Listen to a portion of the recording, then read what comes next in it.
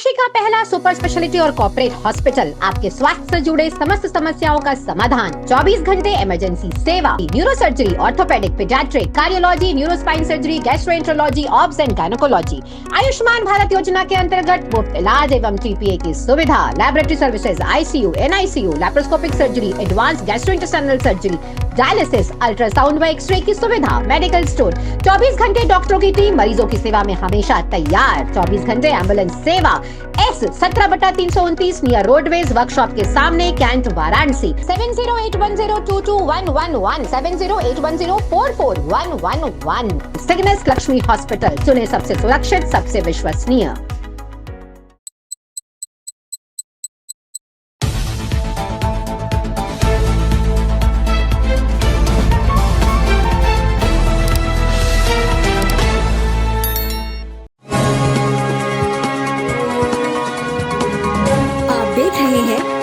Kashi news channel, सच है तो बोलेगा। दर्शकों का हेलो डॉक्टर के कार्यक्रम में स्वागत है। और हम लोग अभी बात कर रहे थे अस्थमा के बारे में। और जैसे कि आजकल वायरल इन्फेक्शन फैला हुआ है जिसमें बहुत कॉमन है H3N2 वायरस। तो इसका क्या वायरस क्या है और इसके क्या लक्षण बच्चों में देखे जाते हैं और इसका निदान और उपचार क्या है? आजकल आप लोग जहाँ भी न्यूज़ में देखेंगे यही पढ़ने को मिल रहा है कि H3N2 इन्फ्लुएंजा के केसेस बहुत ज़्यादा बढ़ रहे हैं। ये क्या है, कैसे इसको पहचानना है और किस तरीके से इसका इलाज करवाना है, वो हम डिस्कस करते हैं। H3N2 इन्फ्लुएंजा, ये शुरुआत तो इसकी स्वाइन फ्लू नाम से हुई थी क्योंकि ये पिग्स में ज़्यादा इन्फेक्शन कॉज करता था। ये वायरस थोड़ा अपने आप में बनावटी रूप में बदला, जिसको हमने वेरिएंट वायरस बोला, जो कि अब इंसानों में इन्फ्लुएंजा इन्फेक्शन कॉज कर रहा है। इसके लक्षण बाकी जो सीजनल फ्लू, मतलब हर मौसम में जो वायरल इन्फेक्शन होता है उसी के जैसे होते हैं, जिसमें सर्दी, खांसी, बुखार आना, कुछ बच्चों में पेट दर्द, उल्टी, लूज मोशन इस तरीके से भी प्रेजेंट कर सकता है। जनरली जब ये इन्फ्लू वायरस होता है या कोई भी वायरल इन्फेक्शन होता है वो सेल्फ लिमिटिंग होता है। सेल्फ लिमिटिंग का मतलब है उसका एक ड्यूरेशन होगा सिम्टम्स का, उसके बाद वो अपने आप ही सिम्टम्स खत्म हो जाएंगे और बच्चा स्वस्थ हो जाएगा। नॉर्मली बुखार जो H3N2 इन्फ्लुएंजा का है वो 3 से 4 दिन लेता है खत्म होने में, लेकिन इसकी खांसी कभी कभी 3 हफ्तों तक भी रह सकती है। तो परेशान होने की ज़रूरत नहीं है। अपने पीडियाट्रिशियन को कंसल्ट करिए, उनसे दवाइयाँ समझिए और दवाइयाँ सही समय से अपने बच्चों को दीजिए। किस एज ग्रुप में सबसे ज़्यादा होने का खतरा है? एक तो 15 साल से कम उम्र के बच्चों में ज़्यादा खतरा है इसका, 50 साल से ऊपर के बुजुर्गों में, प्रेग्नेंट फीमेल्स में, या फिर जो बच्चे और बड़े जिनमें कोई और कोमॉर्बिड कंडीशन है, जैसे कि कोई भी गुर्दे से रिलेटेड, दिल से रिलेटेड डिजीज है, कोई इन्फेक्शन पहले से है, डायबिटीज, हाइपरटेंशन के पेशेंट है, उनमें ज़्यादा होने की चांसेस है ये इन्फ्लुएंजा इन्फेक्शन, और ज़्यादा कॉम्प्लिकेशन के भी चांसेस हैं।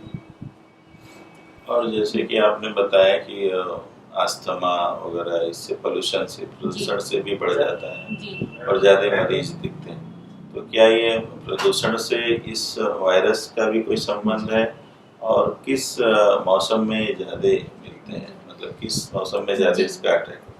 इन्फ्लुएंजा देखिए एक रेस्पिरेटरी ट्रैक्ट की बीमारी, मतलब सांस की बीमारी है।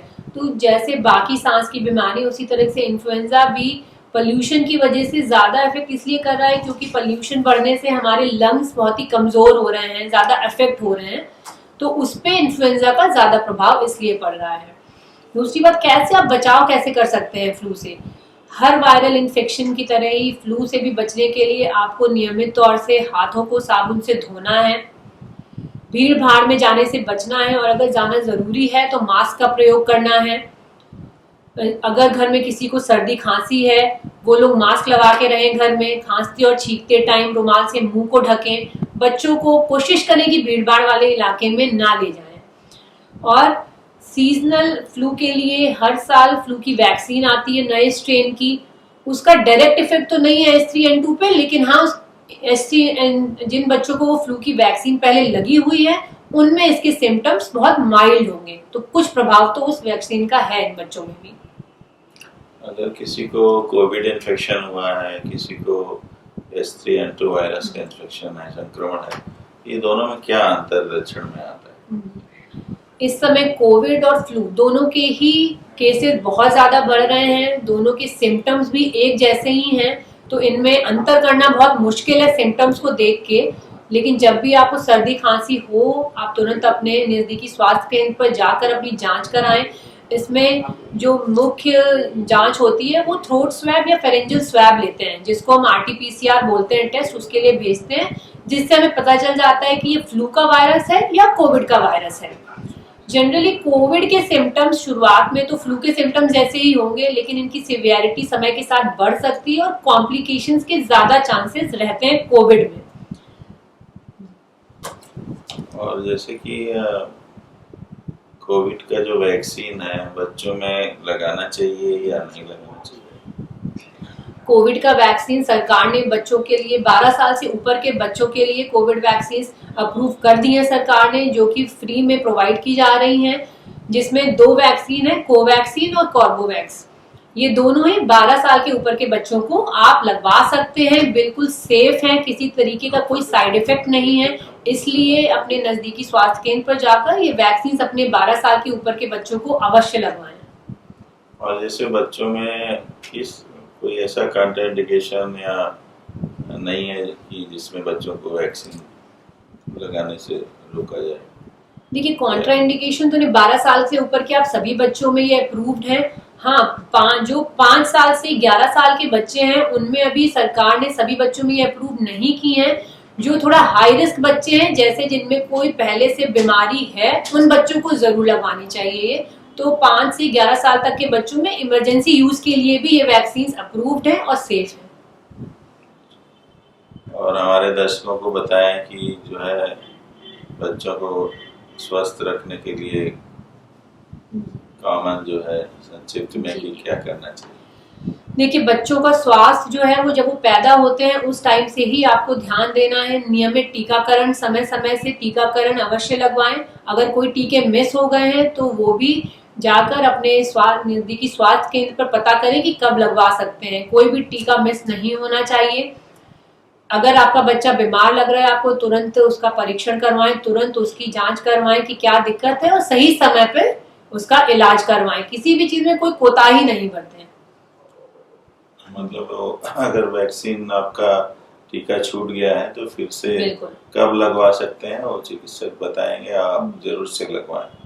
तो दर्शकों जो है डॉक्टर साहब ने बताया आपको कि नवजात शिशु में क्या क्या परेशानियां आती हैं, उसका क्या निदान है और क्या इलाज है, और जैसे कि कोविड-19 जो वैक्सीन को लगाना कितना ज़रूरी है 12 साल के ऊपर बच्चों का, और जैसे कि बच्चों में जो भी वायरस जो है या सीजनल या H2N3 जो है अपना वायरस के इन्फेक्शन में क्या करना चाहिए और अस्थमा में क्या करना चाहिए, तो ज़रूर आपको लाभ पहुंचा होगा।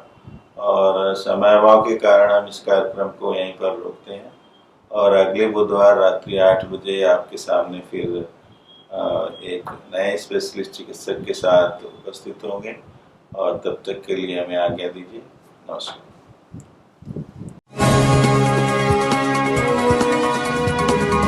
आप देख रहे हैं डैनकाशी न्यूज चैनल, सच है तो बोलेगा। नमस्कार। हेल्थ इज वेल्थ, सेहत हजार नियामत। हम आ रहे हैं विशेषज्ञ चिकित्सकों के साथ जो आपको स्वस्थ रहने के उपाय बताने के साथ साथ गंभीर बीमारियां जैसे डायबिटीज़, ब्लड प्रेशर, हृदय रोग और कैंसर रोग से बचाव और उसके निदान और इलाज के बारे में बतलाएंगे। प्रत्येक बुधवार रात्रि 8 बजे हेलो डॉक्टर प्रोग्राम देखना न भूलें, और आप सभी लोग स्वस्थ रहें, खुश रहें, निरोगी रहें। काशी का पहला सुपर स्पेशलिटी और कॉर्पोरेट हॉस्पिटल आपके स्वास्थ्य से जुड़े समस्त समस्याओं का समाधान। 24 घंटे इमरजेंसी सेवा, neuro surgery, orthopaedic, paediatric, cardiology, neurospine surgery, gastroenterology, obs and gynaecology. Ayushman Bharat Yojana के अंतर्गत मुफ्त इलाज एवं TPA की सुविधा, laboratory services, ICU, NICU, laparoscopic surgery, advance gastrointestinal surgery, dialysis, ultrasound व एक्सरे की सुविधा, मेडिकल स्टोर, 24 घंटे डॉक्टरों की टीम मरीजों की सेवा में हमेशा तैयार, 24 घंटे एम्बुलेंस सेवा। S 17/329 नियर रोडवेज वर्कशॉप के सामने, cantt, Varanasi. 7081022111 7081044111। Cygnus Laxmi hospital, चुने सबसे सुरक्षित, सबसे विश्वसनीय।